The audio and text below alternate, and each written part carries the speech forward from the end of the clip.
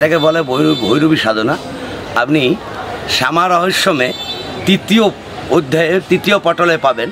হ্যাঁ, স্বয়ম্ভ কুসুম, হ্যাঁ, কুণ্ড গলৎখ, এইগুলো ব্যাখ্যাগুলো আছে। হ্যাঁ, এগুলো পড়াশোনা মানে আপনি শ্যামা রহস্যমে পাবেন।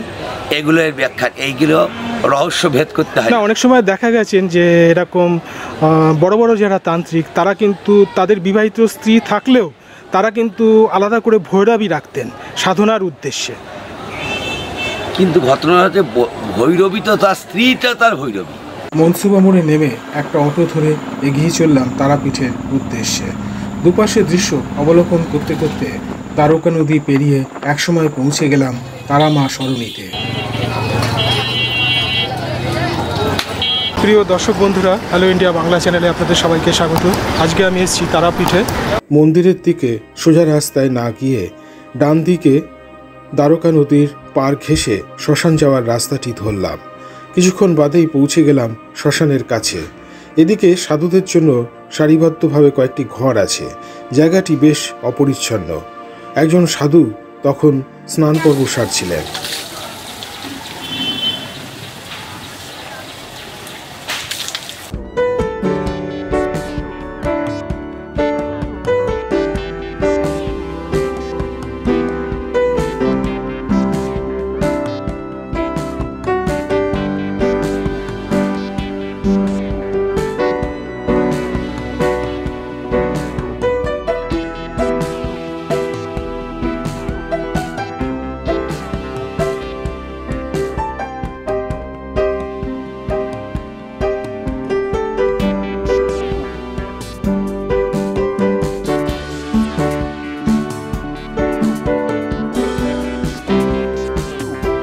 শ্মশানভূমিতে ঘুরতে ঘুরতে দেখা হয়ে গেল মন্টু বাবার সাথে।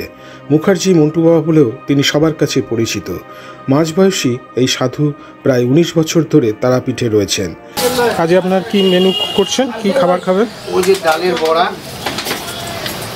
ঝিঙে আলু বেগুন দিয়ে সর্ষে বাটা আর বেগুন ভাজা।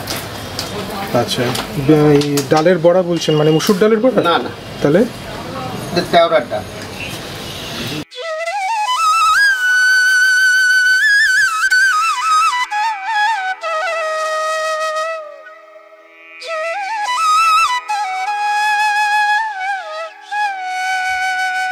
এবার তারামা সরণী ধরে এগোতে থাকলাম তারা মায়ের মন্দিরের বিপরীতে, যেখানে ভারত সেবাশ্রম সংঘ আছে।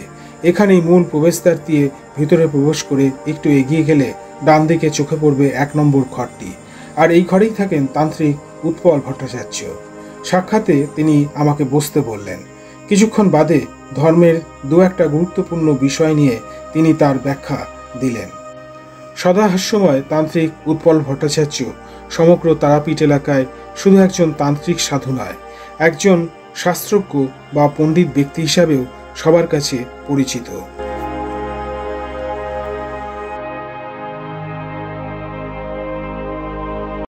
এটা কোরআন আছে। হ্যাঁ, এটা কোরআন। আচ্ছা, ওই কোরআন নিয়ে কি বলছিলেন তখন? কোরআন নিয়ে না, এই কোরআন পুরাণ সব রকম পড়তে হয়। হ্যাঁ, কোরআন পুরাণ এখন পৌরাণিক কথা মনে করে একবার পুরো সৃষ্টিতত্ত্ব ধরতে গেলে হবে না। পৌরাণিক তো মনুসংহিতা, হ্যাঁ, এই বইগুলো, এগুলো সব ধরুন বেদ, এই বেদের পর তো এগুলো হয়েছে। বেদের মধ্যে আমাদের এগুলো সব আছে। হ্যাঁ, এখন বেদটা আমাদের সনাতন ধর্মের লোকের বাড়ি কয়জনের বাড়িতে আছে বেদ? বেদের তো মানেও করতে পারে না, যেহেতু সংস্কৃতটা অফ হয়েছে বলে। হ্যাঁ, সংস্কৃতটা তো পড়ানো হয় না। হ্যাঁ, ধরুন আমাদের কয়েকজন পণ্ডিত আছে, তাদের মধ্যে ওই সংস্কৃত আলোচনা হয় এই পর্যন্ত। না, সেটা বুঝলাম, কিন্তু কোরআনটা কোরআন রেখেছেন আপনি? কোরআনটা রেখেছি মানে ওটাও পড়া দরকার, ওর মধ্যে কি আছে সেটাও দেখা দরকার। আচ্ছা, হ্যাঁ, আমার একটা ত্রিপিটকও ছিল, একজন নিয়ে গিয়ে আর দিল। রামকৃষ্ণ নিজেই তো সব রকম সাধনা করেছেন। শোনো, সাধনা নয় এগুলো, বলি আমি একটা পড়াশোনা, ধরুন মানে সার্টিফিকেট না হোক, কিন্তু যে পড়ছি, আমি যেমন অ্যানাটমি পড়েছি, ফিজিওলজি পড়েছি। হ্যাঁ, এইগুলো ধরুন আমি RMT করেছিলাম, রেজিস্টার্ড মেডিকেল প্র্যাকটিশনার, মানে ICM, Indian council of alternative medicine একটা সময় ছিল, বুঝলেন? সেই সময় আমি কিছু মেডিসিন নিয়ে পড়াশোনা করেছিলাম। কারণ ওইটা পড়াশোনা করে রোজগার করার জন্য নয়, আমাদের শরীরের যে 206টা হাড় আছে, তারপরে যে আমাদের অর্গানগুলো আছে শরীরের মধ্যে, আমাদের কি আছে, নোজ, ল্যারিংস, প্যারিংস, লাংস, বঙ্কিউলার লাংস, এই পর্যন্ত। তারপরে হার্ট এলো, এপিগ্যাস্ট্রিক রিজিয়ান, হ্যাঁ, right epigastric region, left epigastric region. এই রিজিয়ানগুলো আমাদের শরীরের মধ্যে কি আছে, 8 কুঠুরি 9 দরজা। লালন ফকির বলছে, লালন ফকির 8 কুঠুরি 9 দরজাটা, মাঝে মাঝে ঝলকা কাঁটা। তার মানে কি 8টা কুঠুরি আমাদের কি শরীরের মধ্যে আছে? 8টা কুঠুরি বলছে lungs, heart, liver, stomach, small intestine, large intestine, একটা কিডনি, স্পিনিল আর প্যানক্রিয়াস, হ্যাঁ, রেকটাম, অ্যানাস, বাস আমাদের শরীরের মধ্যে শেষ। হ্যাঁ, এইবার এই মাথার এই মুখ থেকে যে ইটা আছে, মানে মুখ থেকে ব্রেন, এই ব্রেনটা একটা এমন অবস্থায় আছে, হ্যাঁ, যেটা নিয়ে এখনো ধরুন ওই ব্রেনটাকে ঠিক করতে পারলে আমাদের শরীরের অর্গানগুলো ঠিক হবে। এই অসুখ বিসুখ তো মানুষের করবেই। হ্যাঁ, আমাদের ধরুন এই ব্রেনের যে এইভাবে এই একটা কুণ্ডলী পাকিয়ে আছে, তার মধ্যে আমাদের চক্ষু, কর্ণ, নাসিকা, জিহ্বা, ত্বক, এই দশেন্দ্রিয়, হ্যাঁ, বাক, পান, পায়ু, উপস্থ, লিঙ্গ, এই যে 10টা আমাদের ইন্দ্রিয় এবং 6টা যে রিপু, এই 16টা, এই নিয়েই তো 16 অক্ষর, 32 অক্ষর, 16 নাম। হ্যাঁ, দেখুন, মানুষ যে যখন শুদ্ধাচার করে তার চিত্ত শুদ্ধি হয়, মন শুদ্ধি হয়, তার সঙ্গে সঙ্গে তার শরীরও শুদ্ধ হয়, মানে শরীর নিরোগ হওয়ার জন্যই তো করা, কোলকুণ্ডলিনী শক্তিকে জাগ্রত করা। হ্যাঁ, আমাদের যে 24টা ভাটিব্রা আছে, সুষুম্নান্ত কাণ্ড, হ্যাঁ, সুষুম্নান্ত আমাদের একটা মন্ত্রতেও আছে, যখন যেখানে কারণের আছে, মন্ত্র আছে, সুষুম্নান্ত বিকাশায় শূল সঙ্গে নপিয়তে তসমাৎ ইমাং সুরাং দেহিং পূর্ণ হুং তাং গৃহম মহং। মানে সুষুম্নাকে বিকাশ করতে বলছে। তা সুষুম্না কাণ্ডে যদি বিকাশ না হয়, আমার শিরডালা যদি সোজা না হয়, তাহলে আমি কোনোদিনই উঠতে পারবো না। হ্যাঁ, শিরডালাকে সোজা করতে হবে, কিন্তু আমাদের পারিপার্শ্বিক এবং পরিস্থিতিতে আমাদের শিরডালাগুলো সব বেঁকে গিয়েছে। তার মানে আপনি তন্ত্র সাধনাও করছেন, আবার কোরআনও পড়ছেন। সবই পড়তে হবে, সবই করতে হবে, সব কিছু। শুনুন, 1400 বছর কি 1500 বছর আগে ইসলাম ধর্মের জন্ম হয়েছে, এটা তো সত্য কথা। তার আগে তো খ্রিস্টপূর্ব, অর্থাৎ 2024 খ্রিস্টাব্দ। তার আগে জৈনরা ছিল, তার আগে বৌদ্ধরা ছিল, গ্রিক, পার্সি।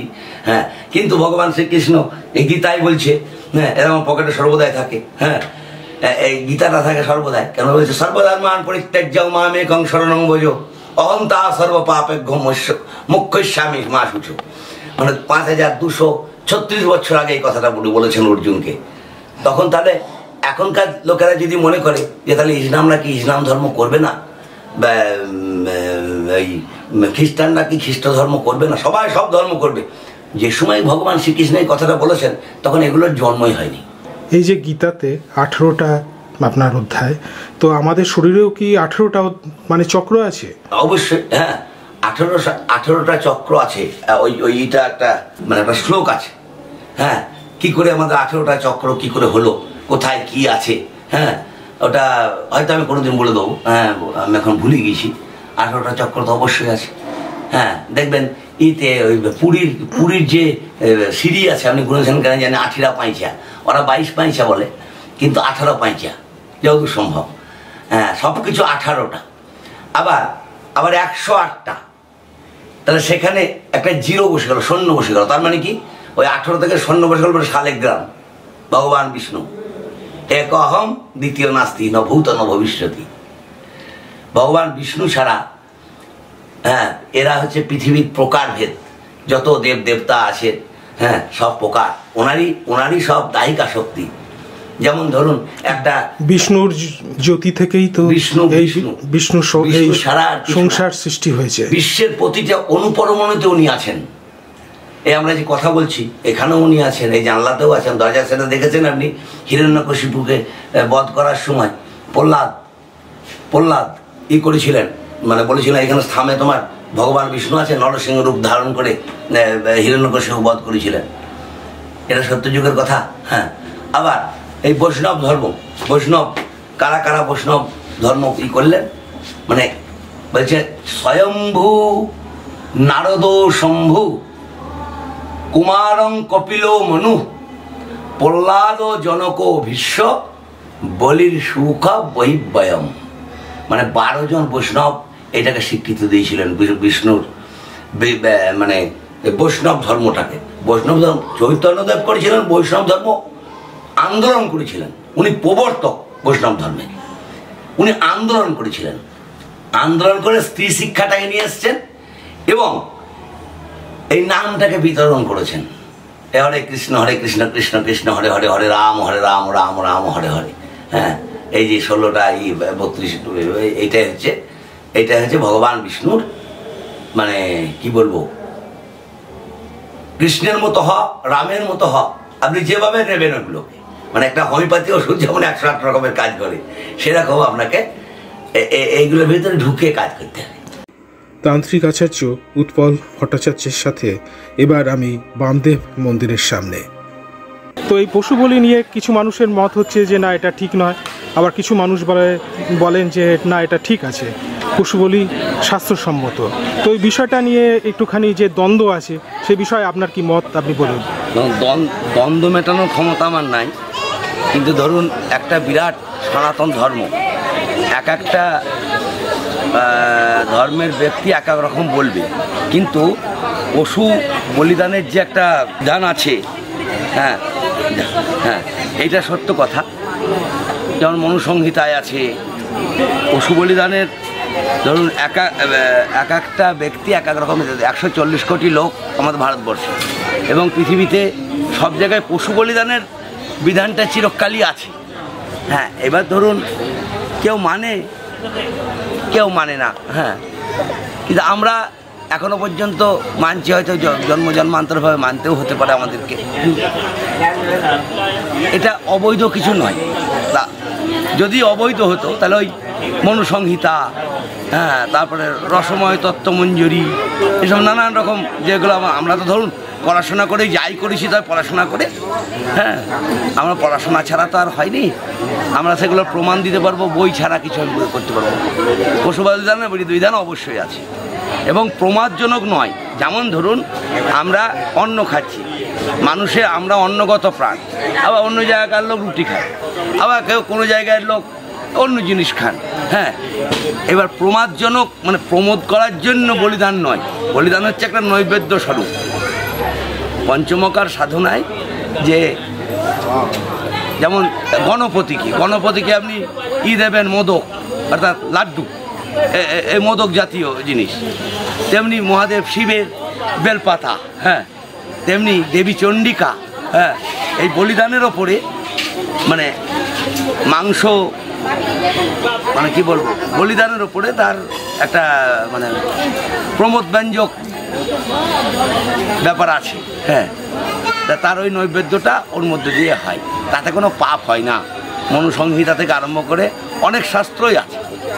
সাধনা যারা করেন মানে সাধক, এবং তারা যে তাদের নাকি একরকম মাদকাসক্ত তারা হয়, যেন মদের থেকেও বেশি নেশা। তো এই বিষয়টা নিয়ে আপনি একটুখানি বলুন যে তারা কিভাবে তাদের এই নেশাটা হয় সাধকদের। বলি, এইটা হচ্ছে সৌমধারা করে জাতু ব্রহ্মানন্দার বরাননে পিত্তা আনন্দময় স্তার্য স্বয়েব মধ্য সাধক। অর্থাৎ বরাননে পার্বতী সাধক যখন গাঢ় ধ্যানে সমাধি অবস্থায় অবস্থান করেন, চিত্রাপিত্তের ন্যায় তার অবস্থা হয়, তখন তার সহস্র পদ্মের ব্রহ্মরন্ধ্র থেকে অমৃত ধারা খরিত হয়, তাকে তন্ত্রের সোমরস বা সুরা বলা হয়। সেই অমৃত ধারা সাধক পান করে নিজের ইষ্ট সান্নিধ্য উপলব্ধি করেন। এই প্রকারে সাধকেই মহাসাধক বলে জানতে হবে। এর নাম মধ্য সাধক। মধ্য সাধক মদের থেকেও বেশি নেশা, যে নেশায় ধরুন একজনের মদ গেলে তাকে যদি কোনো গালিগালাজ করা হয়, সে বলবে, সেও গালিগালাজ করবে, কিন্তু এর মধ্যে গালিগালাজ নাই, সে তো একবারে কি বলবো, যন্ত্র মন্ত্র তন্ত্র এক করে ফেলেছে। হ্যাঁ, সে তো মানে ব্রহ্মানন্দং পরম পরম সুখদং কেবলং জ্ঞানমূর্তি দন্দাতীতং গগন সদৃশং তত্ত্বমস্যাদি লক্ষ্যম একং নিত্যং বিমলমচলং সর্বদা সাক্ষীভূতম ভাবাতীতং ত্রিগুণরহিতং সদ্গুরুং তং নমামি। সেই তো গুরু হতে পারে, অন্ধকার থেকে যে আলোর পথ দেখান। এই তো এই বামদেবের রূপ দেখুন, এখনও বসে আছেন, উনি যেন জলজ্যান্ত মানুষ একজন বসে আছেন। হ্যাঁ, দন্দাতীতং গগন সদৃশং তত্ত্বমস্যাদি লক্ষ্যম একং নিত্যং বিমলমচলং সর্বদা সাক্ষীভূতম ভাবাতীতং ত্রিগুণরহিতং সদ্গুরুং তং নমামি। তাই তো সবাই গুরু বাম বলছেন, ওনার মধ্যে সেটা এসেছিল। সাধক সাধিকা তারা বৈষ্ণবী, তো দেখা যাচ্ছে যে তারা রাত্রিবেলা গভীর রাত্রিতে তারা পঞ্চমকার সাধনা করছেন, দুজনেই উলঙ্গ হয়ে গেলেন এবং তন্ত্রের বিভিন্ন যে আচার আচরণ আছে সেগুলো করার পর দেখা যাচ্ছে যে উলঙ্গ সাধকের উপর সেই যে উলঙ্গ বা সাধিকা নারী আর কি, ভৈরবী যাকে বলা হয়, তিনি বসলেন এবং তাদের যে ধরুন লিঙ্গ এবং যোনির সংস্পর্শ হলো এবং তারা কিন্তু সেই মুহূর্তে তারা ষটচক্রের ধ্যান করতে শুরু করলেন। তো এটাকে বলা হচ্ছে এবং সেই ধ্যান করতে করতে নাকি তারা চক্রভেদ করছেন। হ্যাঁ, তো এই বিষয়টা নিয়ে একটুখানি বলুন যে আপনার কি জানা আছে। এটাকে বলে ভৈরবী সাধনা। আপনি শ্যামা রহস্যমে 3য় অধ্যায়ের 3য় পটলে পাবেন। হ্যাঁ, স্বয়ম্ভ কুসুম, হ্যাঁ, কুণ্ড গলৎখ, এইগুলো ব্যাখ্যাগুলো আছে। হ্যাঁ, এগুলো পড়াশোনা মানে আপনি শ্যামা রহস্যমে পাবেন, এগুলোর ব্যাখ্যা, এইগুলো রহস্য ভেদ করতে হয়। না, অনেক সময় দেখা গেছেন যে এরকম বড় বড় যারা তান্ত্রিক তারা কিন্তু তাদের বিবাহিত স্ত্রী থাকলেও তারা কিন্তু আলাদা করে ভৈরবী রাখতেন সাধনার উদ্দেশ্যে। কিন্তু ঘটনা হচ্ছে ভৈরবী তো তার স্ত্রীটা তার ভৈরবী, তখন বৈষ্ণবী শক্তির অনন্ত বিরিয়া বিশ্বেশ্ব বীজং। এখন শুনুন, কেউ ব্যভিচারী হবে সেটা আলাদা জিনিস, সেটাকেও যদি আপনি বড় বড় তান্ত্রিক বলেন সেটা হবে না। হ্যাঁ, কিন্তু যাদের এরকম ধরুন সাধনা করার উদ্দেশ্য থাকে, তারা তো ধরুন সেখানে তো বিশ্বাস সবগুলোই তো বেশ্যা। হ্যাঁ, অর্থাৎ বেশ্যা মানে ব্রহ্ম ভৈরবী দেবী। হ্যাঁ, মানে বেশ্যা একটা কথার অর্থ হচ্ছে মানে কি বলবো, প্রস্টিটিউট। আবার শাস্ত্রে বলছে এনারা হচ্ছেন বেশ্যাম যারা ওই তন্ত্র সাধনার উপর লিপ্ত আছেন। সেই রকম পাওয়া তো খুব বিরাট দুষ্কর ব্যাপার। অনেকে বলে দিলে হবে না, তন্ত্রটা বলে দিলে হবে না। হ্যাঁ, তন্ত্রটাকে পুরোটা, তন্ত্র সবই তন্ত্র নয়, তন্ত্রের যে সিস্টেম আছে সেই সিস্টেমে যদি যাই, কিন্তু আমাদের আমার তো মনে হয় এরকম ব্যক্তি পাওয়া খুব কঠিন। না, এই ধরনের সাধনাগুলো তো হয়, ছিল আগে হতো, কিন্তু এখন আর বিশেষ কোথাও দেখা যায় না। মানে সেই মার্গের সাধক সাধিকা কি নেই এখন? আছে, নিশ্চয়ই না থাকলে এগুলো এখন হয়তো আমাদের লোকচক্ষুর অন্তর, আমাদের লোকচক্ষুর অন্তর আছে, নিশ্চয়ই আছেন। ভারতবর্ষ এত বড় একটা দেশ, যে দেশে একবারে এখনো পর্যন্ত আমাদের পশ্চিমবাংলার ঋতু পরিবর্তন হয়। হ্যাঁ, এখনো পর্যন্ত যা অন্য যে স্টেটে হয় না, এবং আমাদের সব জিনিস এখনো পর্যন্ত আছে। হ্যাঁ, সব আছে, থাকবে। চন্দ্র সূর্য ওঠে। এখন ধরুন আমরা সংসারী ব্যক্তি, আমরা তো পড়াশোনা করেই বলতে হয়, এবং তন্ত্রোক্ত ক্রিয়া করে মানুষের যদি কিছু উপকার করা যায়, তাতে তাদের পয়সা কড়ি খরচ হয়, আমরা পয়সা ফেরত দিতে পারি না, আমি গ্যারান্টিও দিতে পারি না যে তোমার এই কাজটা হবেই। ওটা মিথ্যা বলা হবে। আমি বলি যে তোমার যদি মন জাগে, তুমি মায়ের কাছে অ্যাপিল করতে পারো, তার প্রতিনিধিত্ব আমি করতে পারি, আমি কর্মটা করতে পারি, ফলটা আমার দেওয়ার নয়। কর্মণ্য বা অধিকার আসতে মা ফলেষু কদাচন মা কর্ম হেতুর ভূর্মা তে সঙ্গস্ত কর্মণি। এই কথাটা লিখছে গীতায়। মৈথুনং পরমং তত্ত্বং সৃষ্টি স্থিতি অন্তকারণম মৈথুনাথ যাতে সিদ্ধির ব্রহ্মজ ক্রাণন সুদুর্লভম কুলকুণ্ডলিনী শক্তি দেহি নাম দেহধারিণী তয়া শিবস্য সংযোগ মৈথুনং প্রকীর্তিতম। হে ভগবতী, মৈথুনতি পরম তত্ত্ব। এই মৈথুন তত্ত্বের ওপরেই সৃষ্টি স্থিতি সংহার নির্ভর করে। মৈথুন সাধনার মাধ্যমে সাধকের অতুল সিদ্ধি সহিত সুদুর্লভ ব্রহ্মজ্ঞান লাভ হয়।